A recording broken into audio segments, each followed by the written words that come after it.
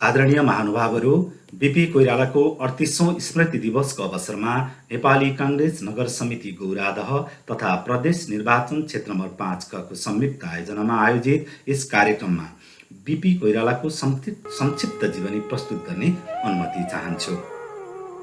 प्रारम्भिक जीवन।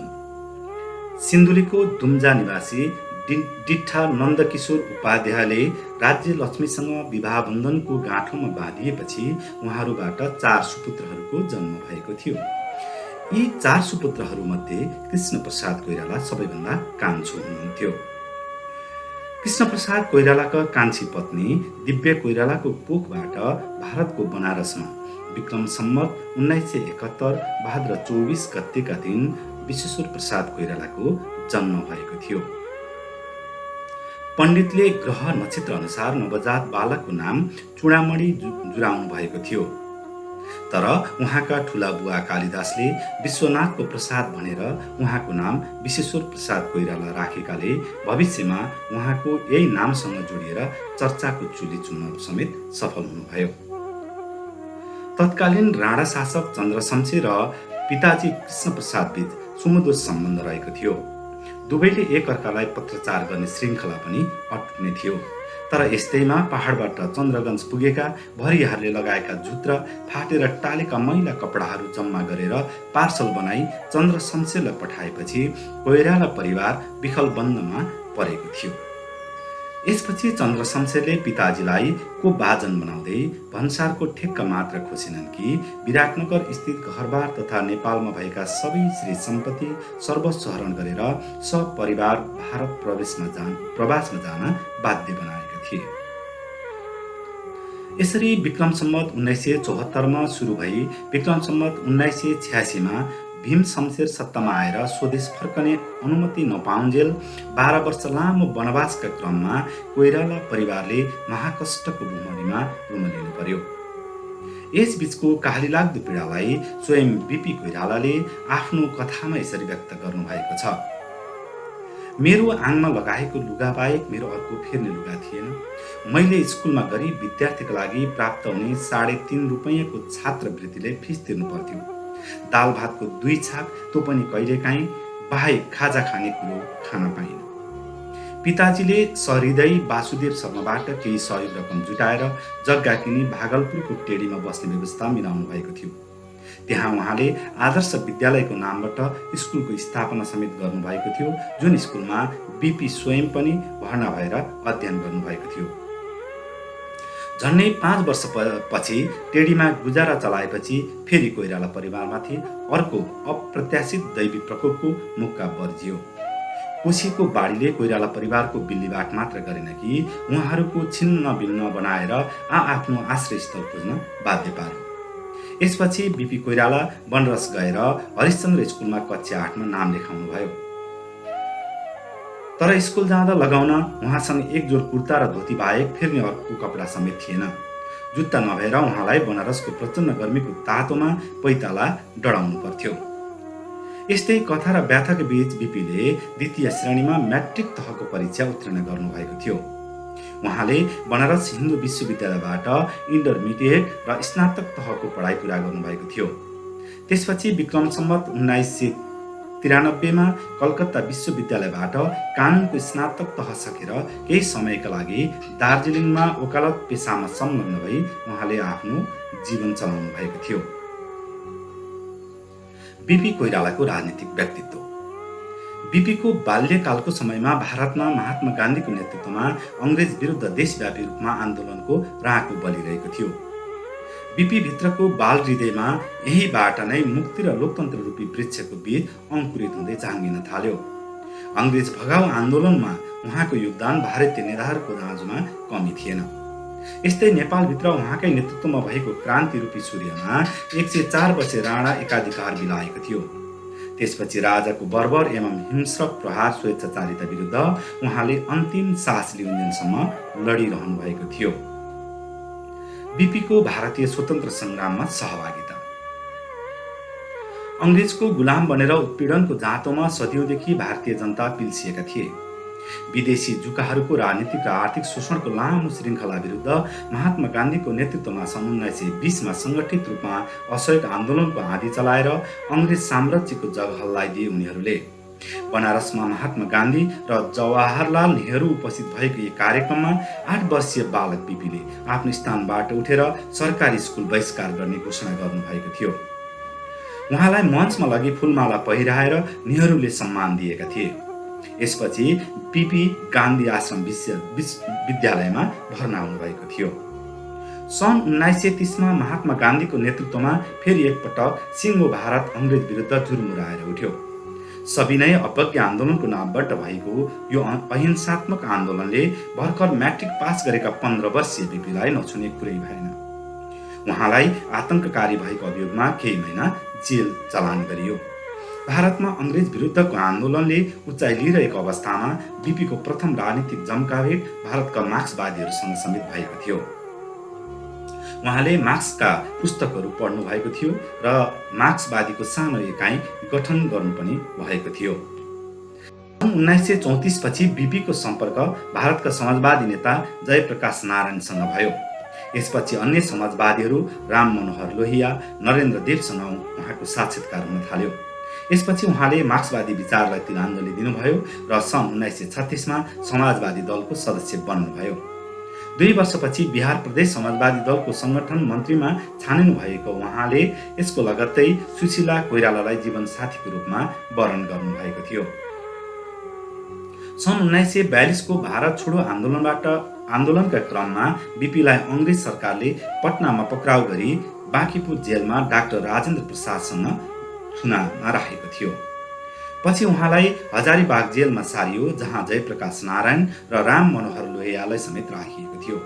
यी दुवै भारतीय नेताहरू जेलबाट भागेर नेपालभित्र प्रवेश गरेको अवस्थामा नेपालमा आश्रय दिएको आरोपमा पिताजी कृष्ण प्रसाद कोइरालालाई पक्राउ गरी काठमाडौँमा थुनिएको थियो। यस्तैमा निमोनिया रोगले ग्रसित भएर 2001 साल माघ 3 गते कैदी जीवन बिताएको अवस्थामा पिताजीले संसारबाट बिदा लिनुभयो। एक दिनपछि माघ 4 गते हजारीबाग जेलबाट मुक्त हुँदा बिपीले पिताजी परलोक भएको समाचार सुन्नुभयो।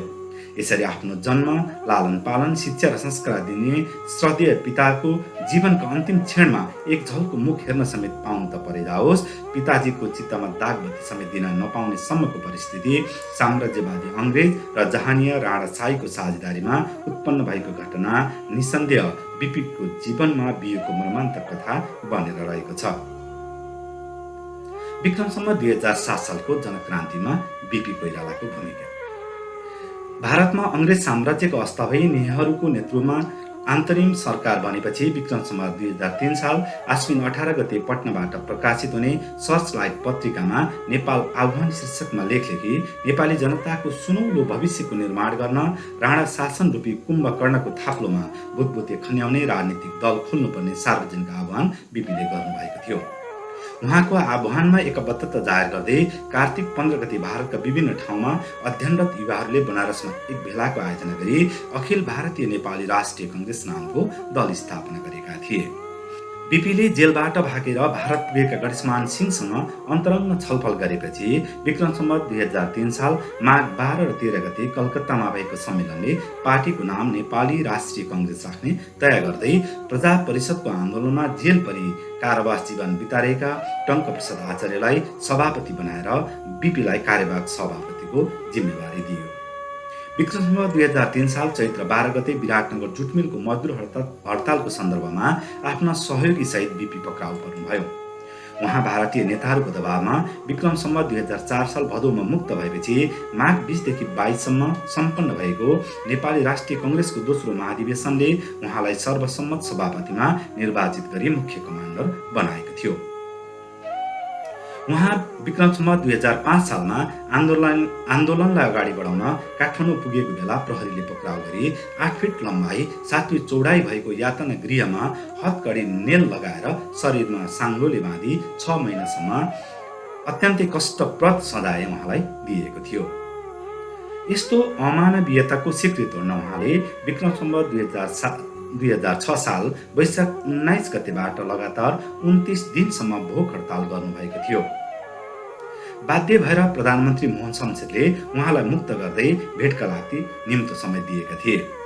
भेटमा मोहन शमशेरले अहङ्कारको आगो बसाउँदै भनेका थिए, तिमीले भनेका हौला राज गरौँला, तिमी जस्ता भारे भुरे ठेट्नाहरूले कराउने बित्तिकै कसैले राज्य दिँदैन, राज्य गर्नका निम्ति पूर्वमा लेखेको हुनुपर्छ। बीपीको नेपाली राष्ट्रिय कांग्रेस र सुवर्णको नेपाल प्रजातन्त्र कांग्रेसलाई विक्रम सम्वत 2006 साल चैत्रमा एकीकृत गरी पार्टीको सम्मेलन कलकत्तामा सम्पन्न गरियो। सम्मेलनमा नयाँ दलको नाम नेपाली कांग्रेस राख्दै नेपाल प्रजातन्त्र कांग्रेसको 4 तारे झण्डालाई स्वीकारेर नेपाली राष्ट्रिय कांग्रेसको विधानमा रहेको अहिंसात्मक उपायको सट्टा जुनसुकै उपाय अवलम्बन गर्न सक्ने गरी सशस्त्र आन्दोलनको लागि मार्ग प्रशस्त गर्यो। सशस्त्र आन्दोलनको तयारीको सिलसिलामा बीपी हतियार प्राप्तिका लागि समाजवादी साथीहरूको सरकार भएको मुलुक बर्मा पुग्नु भएको थियो। उहाँको अनुरोधलाई स्वीकार गर्दै बर्मा सरकारले आवश्यक हतियार तथा रेडियो सेट समेत उपलब्ध गराएर नेपालको लोकतान्त्रिक आन्दोलनको पक्षमा एकबद्धता जाहेर गरेको थियो। प्राप्त हतियारहरूलाई विभिन्न मोर्चामा पुर्याउन भारतीय प्रधानमन्त्री नेहरूको सल्लाह बमोजिम बंगाल, बिहार र उत्तर प्रदेशका तत्कालीन मुख्यमन्त्रीहरू क्रमशः विधान चन्द्र राय, श्रीकृष्ण सिन्हा र गोविन्द बल्लभ पन्तले बीपीलाई सहयोग गर्नुभएको थियो। बीपीको राजा त्रिभुवनलाई पाल्पा पुर्याएर त्यहाँबाट समानान्तर सरकार चलाउने योजना विफल भएको अवस्थामा विक्रम सम्वत 2007 साल कार्तिक 21 गते राजा सपरिवार भारतीय दूतावासमा शरण लिन पुगे। उनी कार्तिक 26 गते दिल्लीका लागि प्रस्थान गरेकै राति नेपाली कांग्रेसको फौजले भारतीय सीमा क्षेत्रबाट राणा फौजमाथि धावा बोल्यो। बिजुलीको गतिमा नेपाली कांग्रेसको फौजले 2 महिनाभित्र मुलुकको 50% भूभागमा 4 तारे झण्डा फहराएपछि मोहन शमशेरले घुँडा टेकेर वार्ताका लागि आफ्नो प्रतिनिधि दिल्ली पठाएका थिए। वार्ता प्रक्रियालाई अगाडि बढाउन भारतीय राजदूत चन्देश्वर प्रसाद नारायण सिंहले पटनामा बीपी मातृक र सुवर्ण शमशेरलाई भेटेका थिए। भेटमा सिन्हाले वार्ता कुन ठाउँमा गर्ने भनेर प्रश्न गरे। बीपीको सिधा जवाब थियो काठमाडौँमा राणा शासकहरूको नियन्त्रण भएकाले गर्दा त्यहाँ कांग्रेस नेताहरू सुरक्षित नहुने तर्क राजदूतको रहेको थियो। बीपीले दोस्रो उपयुक्त विकल्पका रूपमा विराटनगरलाई प्रस्ताव गर्नुभएको थियो। राजदूतले बीपीको दोस्रो प्रस्तावलाई पनि अमान्य ठहर्याएका थिए। दिल्ली एकमात्र उपयुक्त वार्तास्थल भएको दावी गर्दै यसमा टसमस नहुने कुरा गरेपछि नेपाली कांग्रेसका नेताहरू दिल्ली जान बाध्य भएका थिए। दिल्लीमा बीपीले त्रिभुवनलाई भेट्नुभयो। राणा पक्षका वार्ता टोलीका नेता विजय शमशेरसँगको भेटमा दुवै पक्ष सँगै बसेर वार्तालाई अगाडि बढाउने कुरा उहाँले उठाउनुभयो। तर त्यो अवसर उनीहरूले नेहरूलाई कहाँ दिएर वार्ताको नाममा समस्या समाधानका लागि उनले उत्कृष्ट रचनाका रूपमा तयार पाएको मध्यम मार्गी नीतिको अक्षरंश पालनका लागि राणा र कांग्रेस प्रतिनिधिलाई अलग अलग भेटेर दबाब दिँदै रहे। राणा र कांग्रेस पक्षका प्रतिनिधिहरूलाई दायाँ बायाँ गर्न नदिई एक किसिमको बन्दी जस्तो बनाएर संयुक्त सरकार बनाउने कुरामा जोड दिए। कांग्रेस प्रतिनिधि अनिच्छापूर्वक नेहरूको प्रस्तावमा सहमति जनाउँदै अमिलो मन लगाएर स्वदेश फर्कनु परेको थियो। विक्रम सम्वत 2007 सालमा भएको दिल्ली सम्झौतालाई कतिपयले धोकाको पगरी समेत उठाएका छन्। के यो सम्झौता धोका थियो त? कुरा त्यस्तो होइन। यसले राणा पारिवारिक सत्तालाई इतिहासको वस्तु बनायो। अन्तरिम संविधानको घोषणा, नागरिक अधिकारको प्रत्याभूति, सामन्ती भूस्वामित्वको अन्त्यको प्रयासले निश्चय पनि नेपाल नयाँ युगमा प्रवेश गरेको संकेत दिन्थ्यो। तर सम्झौताले बीपीले भने जस्तो इङ्ल्यान्डका बादशाह सरह राजाको स्थिति हुनेछ भन्ने पूर्व घोषणालाई भने नेहरूले छलफलको विषय बन्न दिएका थिएनन्। परिणामस्वरूप राजाले कुनै पनि समयमा अजीवनको रूप धारण गरी लोकतन्त्रको हत्या गर्न सक्ने सम्भावनाको बाटो भने खुल्दै रहन गयो। विक्रम सम्वत 2007 सालदेखि 2017 सालसम्म बीपीको नेतृत्व। विक्रम सम्वत 2007 सालदेखि 2017 सालसम्म बीपी राजनीतिको केन्द्र भागमा रहनुभयो। दिल्ली सम्झौतापछि बनेको राणा कांग्रेस मन्त्रीमण्डलमा कांग्रेसका तर्फबाट गृहमन्त्री सहित मुख्य नेता भएको हैसियतले उहाँले जनहित र लोककल्याणका कार्यहरूको शुभारम्भ गर्नुभयो। तर सरकारमा सहभागी दुई पक्षका बीचमा उत्पन्न विवादले सरकारलाई भुसको आगो जस्तै सल्काउँदै लग्यो। राणा उक्साहटमा सुरु भएको भरत शमशेरको आतंकवादी गतिविधि, उनको गिरफ्तारी तथा बीपी माथिको सांगठिक आक्रमण र विक्रम सम्वत 2008 साल कार्तिक 20 गते भएको गोलीकाण्डमा चिनिया काजी उदासको मृत्यु भएको विषयलाई लिएर प्रधानमन्त्री र गृहमन्त्री बीचको द्वन्द्व सतहमा आयो। यही कारण देखाई बीपीले कार्तिक 25 गते आफ्नो पदबाट राजीनामा दिनुभयो। अब बाँकी के नै रह्यो र? सत्ता साझेदारको सरकार परित्यागपछि अर्को गुटको नेता मोहन शमशेरले पनि पद नछाडी सुख पाएनन्। विक्रम सम्वत 2007 सालपछि राजा त्रिभुवन र महेन्द्रले उनीहरूको राजनीतिको मूल मन्त्रको रूपमा बिपीलाई आँखाको कसिङ्गर मान्ने र सत्ता शक्तिबाट टाढा राख्ने नीति अख्तियार गरे। ससाना भारे भुरे गुट र पार्टीका मान्छेलाई प्रधानमन्त्री बनाउने, फेर्ने र मौका परे प्रत्यक्ष शासन चलाउने अटुट श्रृङ्खला नै चल्यो। यसबीचमा विक्रम सम्वत 2009 जेठ 10 गतेदेखि 12 गतेसम्म नेपाली कांग्रेसको जनकपुरमा सम्पन्न 5औं महाधिवेशनले बिपीलाई पार्टी सभापतिमा निर्वाचित गर्यो। वीरगन्जमा विक्रम सम्वत 2012 माघमा सम्पन्न 6औं महाधिवेशनमा उहाँले सुवर्ण शमशेरलाई सभापति बनाउन भूमिका खेल्नुभयो। पछि विक्रम सम्वत 2014 जेठ 11 देखि 12 सम्म विराटनगरमा सम्पन्न भएको पार्टीको विशेष महाधिवेशनले उहाँलाई नै पुनः पार्टी सभापतिको गरिमामय दायित्व सुम्पियो। नेपाली कांग्रेस लगायत अन्य दलहरूले निर्वाचनको माग गर्दै चलाएको सत्याग्रह आन्दोलनका सामु मुहा भएर राजा महेन्द्रले विक्रम सम्वत 2015 साल फाल्गुन 7 गतेबाट निर्वाचन हुने घोषणा गरे। निरङ्कुश शासनमा आफ्नो हालिमुहालीको सपना देख्ने महेन्द्रले जनताको आँखामा छारो हाल्दै विक्रम सम्वत 2014 साल पुस 1 गतेको घोषणामा निर्वाचनको कुरा मात्र गरी माघ 19 गतेको अर्को घोषणाबाट मात्र चुनाव संसदको लागि हुने कुरा गर्दा अगाडि ल्याएर पिताको घोषणाको समेत धज्जी उडाए। यस्तै धोकाबाजीका बीच विक्रम सम्वत 2015 साल फाल्गुन 1 गते नेपाल अधिराज्यको संविधान जारी भयो। बाहिरबाट झट्ट हेर्दा फुलबुट्टा भरेको सुन्दर लागे पनि अन्तरकुन्तरमा यसभित्र केही त्यस्ता विशाल तत्त्वहरू अन्तर्निहित थिए जसको प्रयोग भएमा लोकतन्त्र निमेषभरमा बिलाउन सक्थ्यो। यो कुरालाई स्वीकार गर्दै बिपीले व्यक्त गरेको प्रतिक्रिया यस्तै थियो। नेपाल अधिराज्यको संविधान एउटा यस्तो साधन छ जो प्रजातन्त्रको विकासमा क्रमशः सहायक सिद्ध हुन सक्छ, साथै प्रजातन्त्रका विरुद्ध पनि सफलतापूर्वक प्रयोग हुन सक्छ। राजा महेन्द्रको प्रतिक्रियावादी नीतिको बावजुद सुवर्ण शमशेरको अध्यक्षतामा गठित सरकारले चुनावी प्रक्रियालाई अगाडि बढायो। बिपी क्षेत्र नम्बर 32 को मोरङ दक्षिण विराटनगर पश्चिम निर्वाचन क्षेत्रबाट स्वतन्त्र उम्मेद्वार दिलबहादुर श्रेष्ठलाई 9579 मतले पराजित गर्दै विजयको ताज पहिरिन सफल हुनुभयो। संसदीय निर्वाचनमा 74 स्थान प्राप्त गरी प्रधानमन्त्रीमा कांग्रेस संसदीय दलले उहाँको नाम सिफारिस गर्दा पनि 1.5 महिनासम्म राजाले कानमा तेल हालेर बसेका थिए। लामो अन्यल अलमन र दुविधाका बीच राजाले बल्ल विक्रम सम्वत 2016 साल जेठ 1 गते प्रधानमन्त्री पदको नियुक्ति पत्र उहाँलाई बुझाए। पहिलो गाँसमै ढुङ्गा भने जस्तै राजा र प्रधानमन्त्री बीच गम्भीर द्वन्द्वको वातावरण निर्माणमा यसले पृष्ठभूमिको काम गरेको थियो। बिपी कोइरालाको सरकारले मितव्ययिताको सिद्धान्तलाई अंगीकार गर्ने सांकेतिक चिन्हस्वरूप पहिलो सरसर्ती हेर्दा झिनो मसिनो तर ऐतिहासिक निर्णय गर्दै प्रधानमन्त्री र मन्त्रीहरूको तलबमा क्रमशः रु 2500 र रु 1500बाट घटाएर 1500 र 1000 तय गर्ने निर्णय गर्यो। बिर्ता उन्मूलन, राज्य रजौटा उन्मूलन, जग्गाको हदबन्दी निर्धारण, भारु 100 को न्यूरी 160 सट्टाई दर कायम गर्दै मौद्रिक स्थिरता दिने प्रयास, नेपाल औद्योगिक विकास निगमको गठन, शाही नेपाल वायु सेवा निगम र त्रिभुवन विश्वविद्यालयको स्थापना लगायत थुप्रै उल्लेखनीय काम गरेर सरकारले जनताको विश्वास जित्न सफल भयो। यसैबीच विक्रम सम्वत 2017 साल वैशाख 25 गतेदेखि 31 सम्म काठमाडौँको महाराजगञ्ज स्थित लक्ष्मी निवासमा सम्पन्न भएको नेपाली कांग्रेसको 7औं महाधिवेशनले बिपीलाई पार्टी सभापतिको जिम्मेवारी दियो। राजा र प्रधानमन्त्री बीचको मतभेद सर्वत्र छताछुल्ल भएर पोखिन थाल्यो। राजाले कु गर्छन्, एक्सन गर्छन् भन्ने हल्लाले चोक गल्ली सनै तात्न थाल्यो। राजाले नेपाली कांग्रेस संसदीय दलका मुख्य सचेतक विश्वबन्धु थापा र बिपीद्वारा तत्काल उहाँको मन्त्रीमण्डलबाट हटाइएका उपमन्त्री तुलसी गिरीलाई उकासेर आफ्नो पक्षमा अनुकूल परिस्थितिको निर्माण गर्न कडीका रूपमा प्रयोग गरे। द्वन्द्व पराकाष्ठमा पुगेको बेला एकपटक राजाले बिपीलाई भनेका थिए, विश्वेश्वर बाबु, तपाईँ र म मध्ये एकजना रहनु पर्यो। या त तपाईँ चलाउनुहोस्, म छेउ लागिदिन्छु, या तपाईँ छाडिदिनुहोस्, म चलाउँछु। देशभर यो वा त्यो नाममा नियोजित रूपमा शान्ति र अराजकता मचाइयो।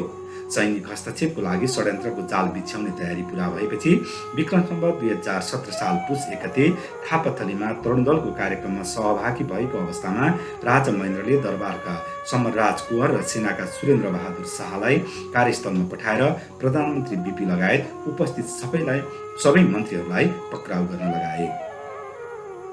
पुस 22 गते राजनीतिक दलहरूमाथि प्रतिबन्ध लगाइयो। यसरी नेपालमा लोकतन्त्रको गला निमो थियो अनि भर्खरै लोकतन्त्र रूपी बिहानीको न्यानो घाम ताप्न थालेका नेपाली जनतालाई जबरजस्ती मध्ययुगीन सामन्ती पारिवारिक निरङ्कुशताको अँध्यारोतर्फ घचेडियो।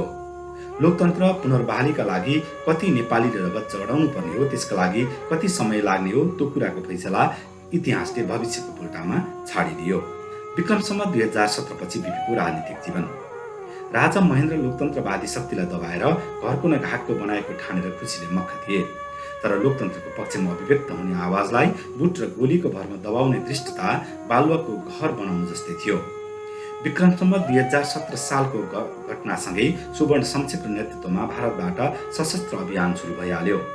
भारत र चीन बीच युद्धको परिस्थिति उत्पन्न भएपछि नेहरूको सल्लाहमा सुवर्ण शमशेरले सैनिक अभियान स्थगित गर्नु परेपछि निरङ्कुशता विरोधी आन्दोलनलाई अर्को गम्भीर धक्का लाग्यो। विक्रम सम्वत 2024 सालमा गिरिजाप्रसाद कोइराला जेलमुक्त भएपछि उहाँले बीपीको उन्मुक्तिका लागि पहल गर्नुभएको थियो।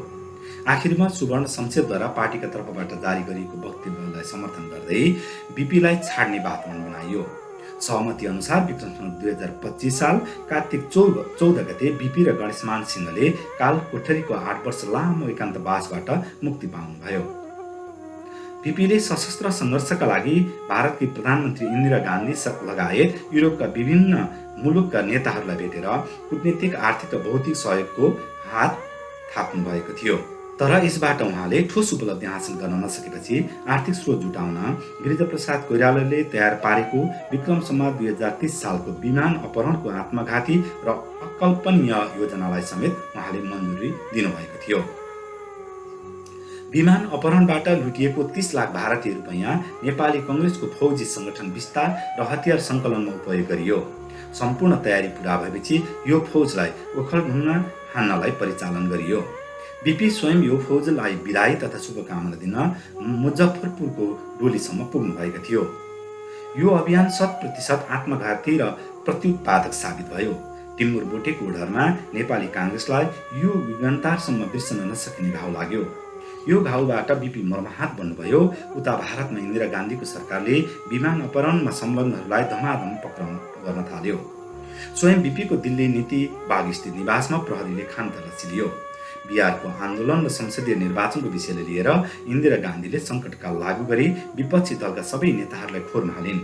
यस्तो परिस्थितिमा बीपीले मेलमिलापको नीति लिएर स्वदेश फर्कने खतरनाक निर्णय लिनुभयो। मेलमिलापको नीति अवलम्बन गर्नुको पछाडि समसामयिक राजनीतिक जिम्मेवारी रहेको कुरातर्फ सङ्केत गर्दै उहाँले नेपाल फर्कनु अघि पटनामा पत्रकारहरूसँग यसो भन्नुभयो: म भारतीय भूमिमा ढिलो गरेर मर्नुभन्दा मेरो देश नेपाल पुगेर तत्काल मर्न चाहन्छु। पूर्व घोषित योजना अनुसार विक्रम सम्वत 2033 साल पुस 16 गते बीपी, गणेशमान लगायत नेताहरू विमानबाट काठमाडौँ उत्रिँदा तत्काल पक्राउ गर्ने योजना बनाएर प्रधानमन्त्री तुलसी गिरीले विमानस्थलमै प्रहरी तैनात गरिसकेका थिए।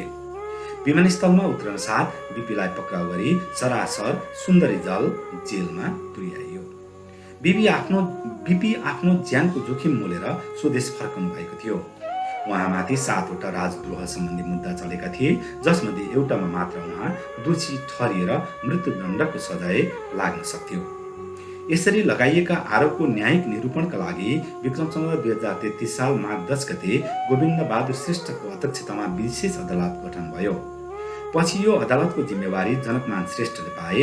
महिनौं बयान लिएर विक्रम सम्वत 2034 साल फागुनमा टिम्मुर बोटे काण्ड लगायत 7 मध्ये 5 प्रमुख मुद्दाको फैसला गर्दै जनकमानले बीपीलाई निर्दोष प्रमाणित गरेका थिए। यसैबीच अमेरिकी राष्ट्रपति जिमी कार्टर, पश्चिम जर्मनीका पूर्व चान्सलर विली ब्रान्ड र जयप्रकाश नारायणले राजा वीरेन्द्रलाई दबाब दिएपछि फागुन 11 गते राति बीपीलाई जेलमुक्त गरिएको थियो। विक्रम सम्वत 2035 साल चैत्र 22 गते पाकिस्तानका पूर्व राष्ट्रपति जुल्फिकर अली भुट्टोलाई मृत्युदण्ड दिएको समाचारले सर्वत्र सनसनी पैदा गरेको थियो। घटनाले नेपाली राजनीतिमा पनि तरङ्ग ल्यायो। चैत्र 24 गते नेपालका विद्यार्थी संगठनको नेतृत्वमा पाकिस्तानी राजदूतावासमा विरोध पत्र दिन जाँदा प्रहरी हस्तक्षेप भएपछि फिल्मको रूपमा देखा परेको आन्दोलनले केही दिनमै डढेलो बनेर सारा मुलुकलाई आफ्नो लपेटामा लियो। आन्दोलन फलामको चिउरा साबित भएपछि अत्तालिएर राजा वीरेन्द्रले विक्रम सम्वत 2036 साल ज्येष्ठ 10 गते जनमत सङ्ग्रहको घोषणा गरे। विक्रम सम्वत 2037 साल वैशाख 20 गते भएको जनमत सङ्ग्रहमा सुधारसहितको पञ्चायती व्यवस्था विजयी भएको निर्वाचन आयोगले घोषणा गर्यो। जनमत सङ्ग्रहमा व्यापक धाँधली भएको आरोप लागिरहेकै अवस्थामा बीपीले खेलको नियमलाई मान्ने अभिव्यक्ति दिएर निर्वाचन परिणामलाई स्वीकार गर्दै देश र दुनियाँलाई चकित बनाउनु भएको थियो। जनमत सङ्ग्रहपछि हुने पञ्चायती निर्वाचनमा भाग लिने कि नलिने भन्ने सम्बन्धमा छलफल गर्न र कार्यकर्ताको मनोबल उच्च राख्न बीपी देशका विभिन्न भागमा भएका कार्यक्रमहरूमा सहभागी हुनुभएको थियो। कार्यकर्ताहरूले निर्वाचन बहिष्कारको वक्तव्य जारी गर्न व्यापक दबाव दिएपछि उहाँले जनता समक्ष निर्वाचन बहिष्कारको अपिल समेत गर्नुभएको थियो। राजनीतिको क्षेत्रमा बीपी कोइरालाको जति योगदान रहेको छ उहाँको साहित्यको क्षेत्रमा पनि त्यति नै अमूल्य योगदान रहेको पाइन्छ। उहाँ भन्नुहुन्छ, राजनीतिमा म एउटा अन्तःप्रेरणाले उकासिएको छु भने साहित्यमा ठिक विपरीत अन्तःप्रेरणाले। म राजनीतिमा समाजवादी हुँ भने साहित्यमा अराजकतावादी। मानव मनको कुनै कुनामा रहेका सूक्ष्माति सूक्ष्म प्रवृत्तिहरूलाई केस्रा केलाएर पाठक समक्ष रोमाञ्चकारी ढङ्गले प्रस्तुत गर्नु उहाँको कथाशिल्पको मौलिक पहिचान हो। उहाँको नेपालीमा लेखिएको पहिलो कथा विक्रम सम्वत 1992 सालमा सिद्धिचरण श्रेष्ठद्वारा सम्पादित पत्रिका शारदामा चन्द्रवदन शीर्षकमा छापिएको थियो। नेपाली साहित्य सम्मेलन दार्जिलिङका सचिव सूर्य विक्रम गेवालीले जगाएको उत्प्रेरणाबाट विक्रम सम्वत 1995 कथा कुसुम सङ्ग्रहमा बीपीका 3वटा कथाहरू बिहा, शत्रु र सिपाही प्रकाशित भएका थिए। यस्तै प्रेम, दुलही र द्वन्द्व प्रेम शारदामा मधेसतिर दार्जिलिङको खोजमा तथा हरिदत्त र महाराजको सवारी युगवाणीमा छापिएका थिए। अगाडि नै प्रकाशित भएका केही कथामा थप गरेर 16 कथाहरूको सङ्ग्रह दोषी चस्मा विक्रम सम्वत 2006 सालमा प्रकाशित भएको थियो। विक्रम सम्वत 2017 साल पछाडि लेखिएको सान्नानी, राइटर बाजे, एक रात र श्वेत भैरवी जस्ता कथा सङ्ग्रह अन्तर्गत समेटेका कथाले नेपाली कथा साहित्य गगनलाई झिलिमिली पार्ने काम गरेको छ। बीपी कोइरालाका कथाहरू मात्रै होइन, उपन्यासमा पनि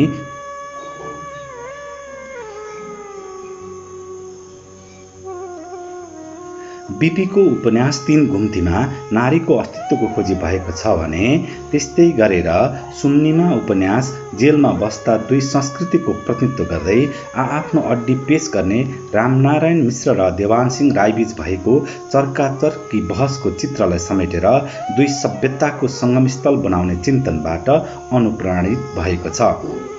अन्य 2 उपन्यासहरू मोदी आइन तथा हिटलर र युदी गीता दर्शनमा आधारित भएर लेखिएका छन्। यसरी नै परिवेश, परिस्थिति र नियतिका दास मानवको जीवनरूपी गाडीलाई अगाडि बढाउँदै जाँदा कर्सम्म पुगेर एका घरका ससुरा र बुहारीबीच विवाह हुनेसम्मको घटनाक्रमलाई बाबु, आमा र छोरा उपन्यासको विषयवस्तु बनाएको पाइन्छ।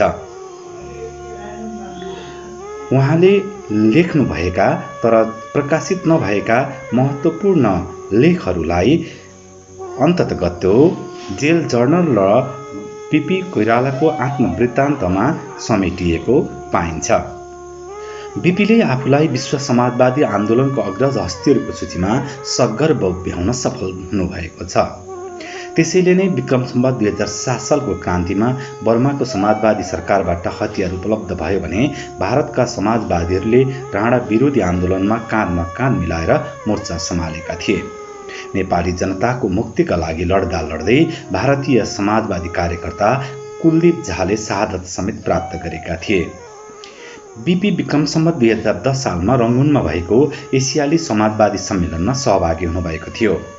विक्रम सम्वत 2012 सालमा नेपाली काङ्ग्रेसद्वारा समाजवादलाई पार्टीको मेरुदण्ड घोषणा गरेपछि मुम्बईमा सम्पन्न सोही संस्थाको सम्मेलनमा उपस्थित भएर पूर्ण सदस्यता ग्रहण गर्दै विक्रम सम्वत 2014 सालमा नेपालमा तेस्रो एसियाली समाजवादी सम्मेलनको आयोजना गरेर उहाँले विदेशी पाहुनाको स्वागत सत्कार समेत गर्नुभएको थियो। विक्रम सम्वत 2036 सालमा सम्पन्न बेलायतको लेबर पार्टी र जापानको समाजवादी पार्टीको सम्मेलन तथा म्याड्रिडमा भएको विश्व समाजवादी सम्मेलनमा समेत सहभागी भएर उहाँले व्यक्तिगत र मुलुकको प्रतिष्ठामा चाँड लगाउनु भएको थियो। विक्रम सम्वत 2038 सालमा पेरिसमा भएको विश्व समाजवादी सम्मेलनमा नेपालको प्रतिनिधित्व गर्दै समाजवादी नेता तथा तत्कालीन राष्ट्रपति फ्रान्सवा मितेराससँग भेटवार्ता गर्ने सुवर्ण अवसर पनि उहाँले पाउनु भएको थियो। विश्व समाजवादी संगठनका महासचिव ह्यान्स ज्यानचेकसँगको घनिष्ठता, बेलायती नागरिक नोएल ब्रोकरको अध्यक्षतामा बीपी रक्षा समितिको गठन, अमेरिकी सिनेटर जर्ज मिनीद्वारा बीपीको रक्षाका लागि आफ्नो सरकार मार्फत गरिएको प्रयत्न आदि सबैले बीपीको अन्तर्राष्ट्रिय लोकप्रियतालाई झल्काएका छन्। उहाँको देहान्त हुँदा विश्वभरका नेताहरूबाट प्राप्त समवेदना सन्देश विश्वको लोकतान्त्रिक र समाजवादी आन्दोलनलाई उहाँको निधनले पुर्याएको अपूरणीय क्षतिको स्वीकारोक्ति हो भन्ने कुरा प्रष्ट हुन्छ। नेपालको राजनीति र साहित्यको सगरमाथा पाइलो राख्न सफल व्यक्तित्व बीपीको व्यक्तिगत जीवन भने अमन चयनयुक्त र सुखमय रहेन। विक्रम सम्वत 2001 सालमा 29 वर्षको तन्नेरी उमेरमा क्यान्सर जस्तो प्राणघाती रोगको शिकार भएर पनि जीवन र जगतका लागि अविश्रान्त मानवले पूरा गर्नुपर्ने दायित्वको सिवाय उहाँलाई अरू कुराको परवाह भएन। विकासको मोडलका बारेमा बीपी कोइराला भन्नुहुन्थ्यो, सरकारी कार्यालयमा राजारानीको फोटो टाङ्ने होइन, त्यहाँ एउटा हलो जोतिरहेको किसानको फोटो राख्नुहोस् ताकि योजनाहरू बनाउँदा किसानलाई ध्यान दिन सकियोस्। हाम्रो देश गाउँले भरिएको हुनाले किसानको हित भएमा मात्र देश अघि बढ्न सक्छ भन्ने उहाँको दृष्टिकोण नेपालको सन्दर्भमा अत्यन्तै व्यावहारिक थियो। उहाँ भन्नुहुन्थ्यो, मेरो सानो घर छ, केही जग्गा र एक जोडी गाई गोरु छन् विराटनगरमा। अर्को 2 पटक चुनाव जितेपछि सबै नेपाली आफू सरह हुने उहाँको परिकल्पना रहेको थियो। हामी आज समावेशीका कुरा गरिरहेका छौँ, तर बीपीले आजभन्दा 5.5 दशक अघि नै समावेशी प्रजातन्त्रलाई आत्मसात गरेको कुरा सुन्दा आश्चर्य लाग्न सक्छ। उहाँको क्याबिनेटमा त्यसै बखत मधेसी, नेवार जनजाति, महिलालाई स्थान दिएर जातीय र वर्गीय सन्तुलन उहाँले मिलाउनु भएको थियो। द्वारिका देवी ठकुरानी बीपीका क्याबिनेटको मन्त्री हुनुहुन्थ्यो, जो नेपालकै इतिहासमा पहिलो महिला मन्त्रीमा गनिनुहुन्छ। त्यसै गरी उहाँले गणेशमान सिंह, जमान सिंह गुरुङ, प्रेमबहादुर आङदेम्बे, रामनारायण मिश्र, परशुनारायण चौधरी जस्ता व्यक्तिहरूलाई आफ्नो मन्त्रीमण्डलका सदस्य बनाएर उहाँ कति दूरदर्शी हुनुहुन्थ्यो भन्ने कुरा स्पष्ट हुन सक्दछ। वास्तवमा बीपीमा यी दुवै गुण विद्यमान थिए। उहाँ एक क्रान्तिकारी नेता मात्र नभई दार्शनिक, चिन्तक, विचारक पनि हुनुहुन्थ्यो भन्ने कुरामा कुनै शङ्का गर्ने ठाउँ छैन। बीपी जस्तो बहुआयामिक व्यक्तित्व भएको दूरदर्शी पुरुष एवं आदर्शवादी राजनेता नेपालमा न त विगतमा कहिल्यै जन्मे, न त निकट भविष्यमा त्यस्ता नेता हामीले पाउने सम्भावना छ। त्यसैले बीपी नेपाली राजनीतिको आकाशमा चिरकालसम्म सम्झन योग्य एक ध्रुव ताराको रूपमा रहने कुरा शङ्का गरिरहनु पर्दैन।